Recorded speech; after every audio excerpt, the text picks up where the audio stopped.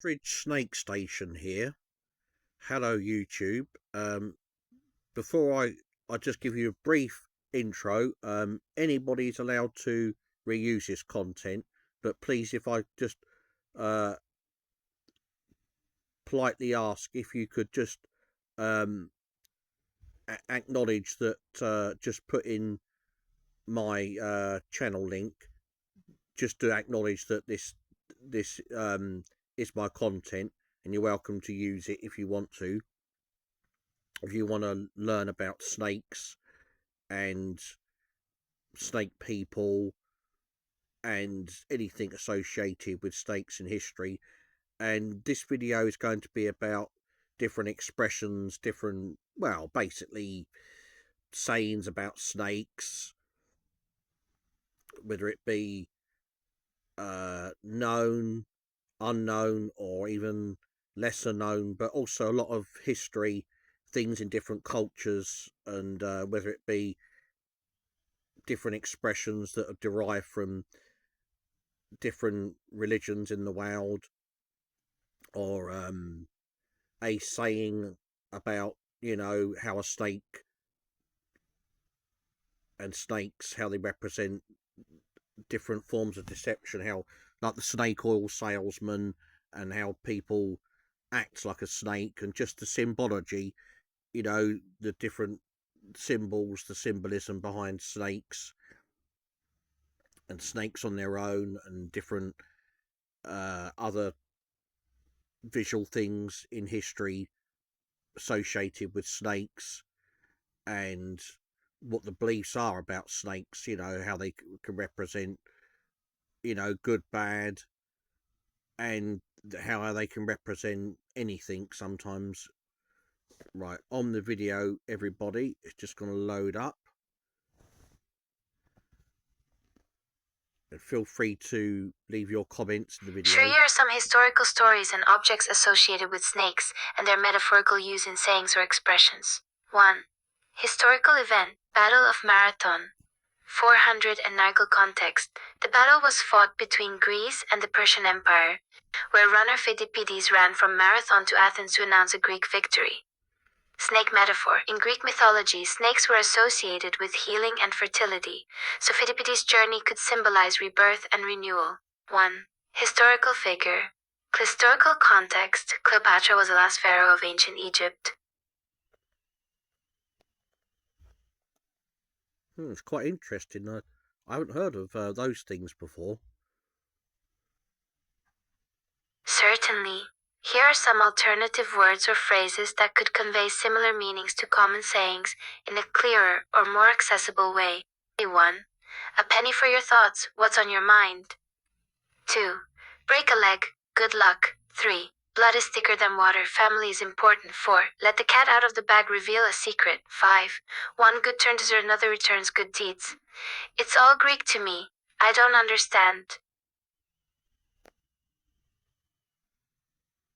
Enjoy the video, everybody, and hope everybody's doing good. If you haven't done already, please like, share, and subscribe to my channel. Thank you, and see you all soon. Now we slither into something deeper. It's all Greek to me. A phrase born from medieval Europe, used when something seems utterly incomprehensible. But let's coil it around an older truth, one where snakes and wisdom are entwined like twin serpents on a staff. In ancient Greece, the serpent was not just a symbol of danger, it was sacred to Asclepius, the god of healing. Temples called Asclepia were places of cure, where real non-venomous snakes slithered across altars and floors during rituals. The snake's silent motion, shedding skin appearing reborn, was seen as divine knowledge, secret, cyclical, hidden in silence. So when someone says it's all Greek to me, imagine this. It's like standing in Delphi as the priestess whispers through smoke and serpent tongues. I hear words, but they belong to another world. Or with a darker twist involving snakes. It's all Greek to me, and twice as slippery as a temple snake in shadow. Here's how various cultures tie snakes plus understanding, or lack thereof, into expressions that could refine or deepen your phrase. Greek and Roman cultures, the serpent understands what mortals cannot, refers to how snakes guard oracles at Delphi. Their presence meant divine secrets were near, but only interpretable by the initiated, meaning, Some truths require insight beyond language. Modern saying alternative, beyond my ken, as cryptic as Apollo's serpent, tongue, understanding. Norse mythology, Jormungandr, the world serpent, encircles Midgard, biting its own tail, a symbol of cycles and fate no human can fully grasp. Odin seeks wisdom everywhere, even disguise himself for answers, but even he knows not all riddles end well. Saying alternative that might be written in runes even Odin would read aloud, it coils too deep. Like Jormungandr beneath the seam. Certain knowledge is dangerous or unknowable, some mysteries bite back if provoked. Yoruba tradition, West Africa, Danudo, serpent deity. The rainbow serpent governs wisdom and duality, healing, poise, speech, silence. To misunderstand his path is not ignorance, it is misalignment with nature itself. Saying alternative. You're speaking like thunder during sacred silence, as lost poor Danudo's barrow mirror. Theme, not foolishness, but poor timing or spiritual disconnection makes meaning vanish. Biblical Hebrew symbolism. Nehushtan. Moses raised a bronze serpent, Nehushtan, on a pole so those bitten by fiery serpents might look upon it and live. Numbers 21. Centuries later, people began worshipping it instead.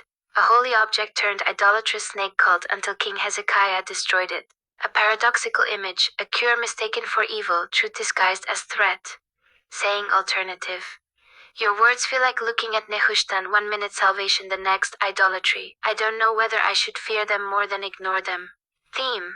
Complex ideas can heal, or deceive if misunderstood. In short, replace "it's all Greek to me" with these richer metaphors involving snakes plus hidden meaning. Neutral tone. That twists like an oracle I can't interpret. Playful.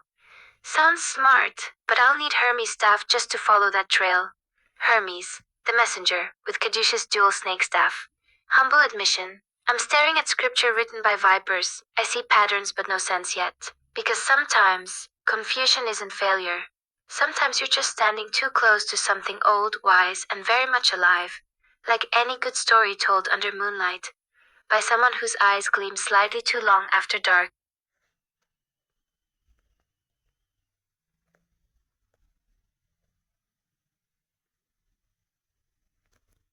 Sure, here are some common sayings and expressions related to a snakeskin, deceit, and masquerading.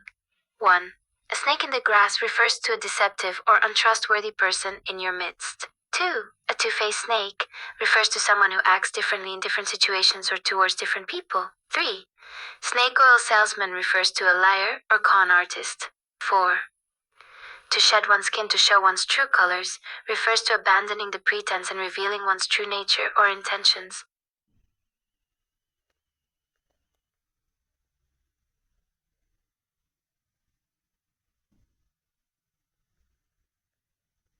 Snake oil salesmen were a phenomenon primarily found in the United States during the late 19th and early 20th centuries.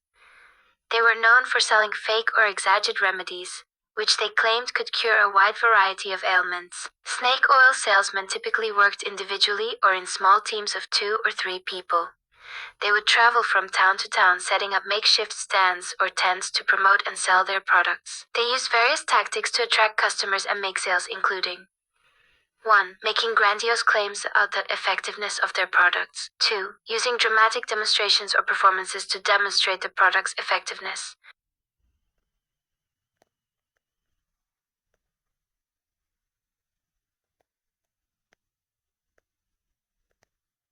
The demonstrations of snake oil salesmen often involved creating theatrical shows or performances, typically with their assistants pretending to have various ailments and then miraculously being healed after using the product. This was usually accompanied by exaggerated claims such as the oil being a miracle cure. In terms of ethnicity and culture, snake oil salesmen would often adapt their pitch and lies to match the cultural or ethnic background of their target audience. For example, they might claim that the oil was an ancient Chinese remedy if they were targeting Chinese American communities.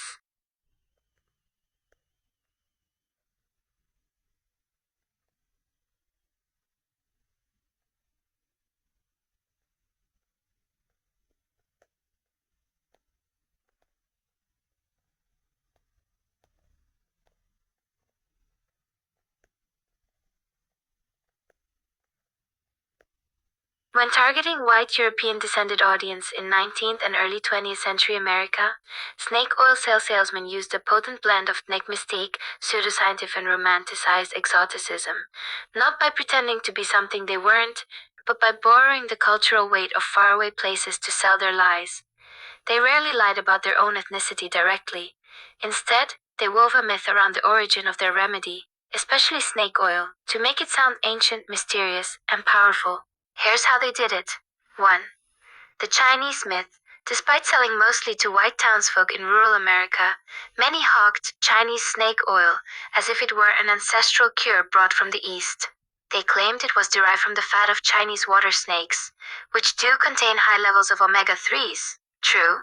Supposedly discovered when Chinese laborers on the Transcontinental Railroad used it to relieve joint pain. But here's where deception slithered in. The real remedy had limited use. The bottled version sold, often mineral oil mixed with turpentine or alcohol, with no actual snake content at all. But that didn't matter. To white customers steeped in Victorian-era fascination with the Orient, even half-truths sounded profound, from secret herbal wisdom known only to Eastern sages. This wasn't just marketing, it was cultural ventriloquism, stealing credibility from cultures deemed mystical, while erasing real people behind them. 2. Costume and performance, playing into stereotypes. Some hucksters didn't pretend to be Asian, but dressed like caricatures pulled straight from popular imagination. Flowing robes labeled doctor or professor. Pseudonyms like Chin Fui, or fake Sanskrit-looking symbols on bottles. Stage names paired with claims of being trained at lamas or discovering cures in hidden monasteries. These weren't attempts at believable impersonation. They were theatrical tropes designed for gullibility. If it looked exotic, then surely magic lived within. And yes, for white audiences accustomed to seeing such stereotypes through minstrel shows and dime novels, it worked frighteningly well. 3. Scientific-sounding nonsense. For townspeople who prided themselves on reason, snake oil sellers adapted again. They'd sprinkle Latinish terms, oleum serpentium, flash certificates forged on parchment paper, or claim endorsement by non-existent doctors abroad, tested in Vienna clinics. Even better, bring out a lab flask during performance so smoke could bubble dramatically, all theater masking zero truth. This wasn't medicine. This was stagecraft disguised as science, aimed squarely at Euro-American pride. Belief not only in progress, but also fear that you might be missing some revolutionary secret known elsewhere first. Don't get left behind. Who were they really? Most snake oil peddlers were either former traveling preachers who mastered crowd emotion, druggists gone rogue, or con artists working alone, or alongside one assistant playing both skeptic and healed miracle patient. Their teams were small, not because secrecy demanded isolation, but because too many faces increased risk. One man shouted promises, another played doubter turned believer mid-show, and suddenly, you felt compelled to join this wave called faith in a bottle. All while music played, drums rolled, dogs barked, kids laughed, and somewhere unseen, a cue sheet told them exactly when tears would come. When bottles should fly off crates, how fast hope burns, and once gone, no address, no return, no trace. Just sore joints, emptier pockets, and silence beneath stars older than any lie ever sold beneath them. Final thought. To sell deceit most effectively, wrap truth just thin enough around fiction so light bends toward desire, and never notice what's missing. Like shedding skin, they left nothing behind but what you thought you saw.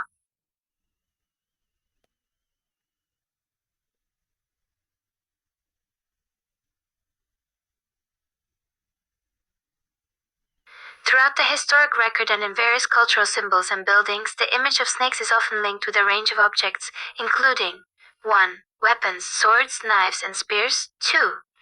Such as earrings or armlets, fruit or flowers. 3. Shapes and patterns. Spirals, mazes, woven designs. Each of these associations reflects different cultural interpretations and meanings of snakes in various historical and cultural contexts. The snake shedding its skin might symbolize themes of transformation, rebirth, or renewal, while the objects depicted alongside them often carry their own significance.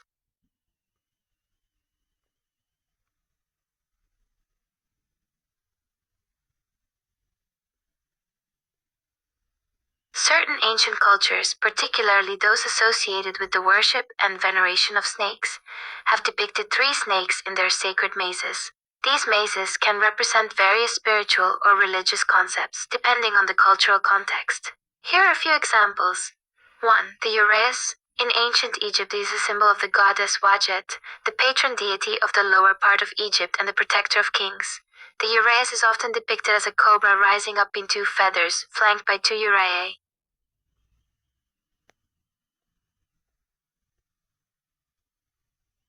The symbolisms of snakes in relation to lies, trickery, or anger might include 1. The liar snake, a snake depicted with a forked tongue symbolizing deceit, the trickster serpent, a snake portrayed in a cunning or mischievous pose signifying guile and trickery. 3. The angry serpent, a snake depicted in a threatening pose, baring its fangs and poised to strike, representing anger and aggression.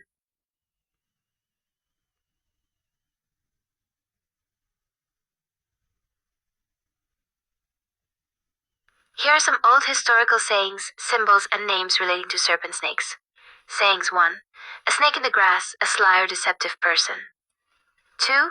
To shed one's skin, to change one's behavior. 3. Snake oil salesman, a dishonest or deceptive person selling worthless remedies. Symbols. The ouroboros, a snake biting its own tail symbolizing eternity or cyclic renewal.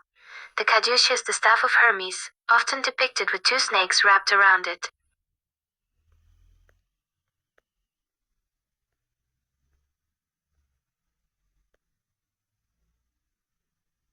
The staff of Hermes, also known as the caduceus, is a staff with two snakes wrapped around it, topped with wings. In ancient Greek mythology, the caduceus was carried by Hermes, who was the messenger of the gods and guide for the dead in the underworld. In modern times, the caduceus is often used in healthcare, where it symbolizes the medical profession. But in a metaphorical sense, the caduceus can be used to describe a person who acts as a messenger or guide of sorts. For example, someone who helps to connect or guide others in various ways.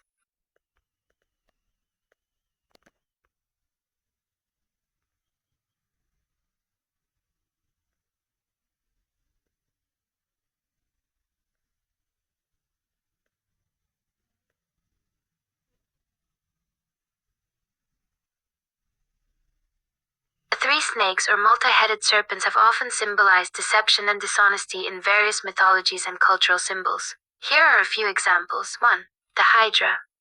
In Greek mythology, the Hydra was a many-headed serpent that would grow two heads for every one that was cut off. The Hydra symbolized the insidious nature of deceit. No matter how hard you tried to eradicate it, more lies would continue to emerge. 2. The three-headed serpent of Hinduism. In some depictions of Hindu deities such as Shiva or Vishnu, they are shown with multiple heads or multiple snakes around their necks. These depictions often represent divine power and protection, but can also symbolize the complex nature of truth and deception. 3. Triple goddess symbols. In some pagan traditions, triple goddess symbols are depicted with three snake heads representing maiden, mother, and crone aspects, each associated with different qualities, including wisdom, deceit, renewal, etc. In these contexts, three snakes serve as metaphors for layers upon layers of falsehood, making it difficult to discern what is real versus what is illusionary. A fitting emblem for those who weave webs of lies not once but thrice over.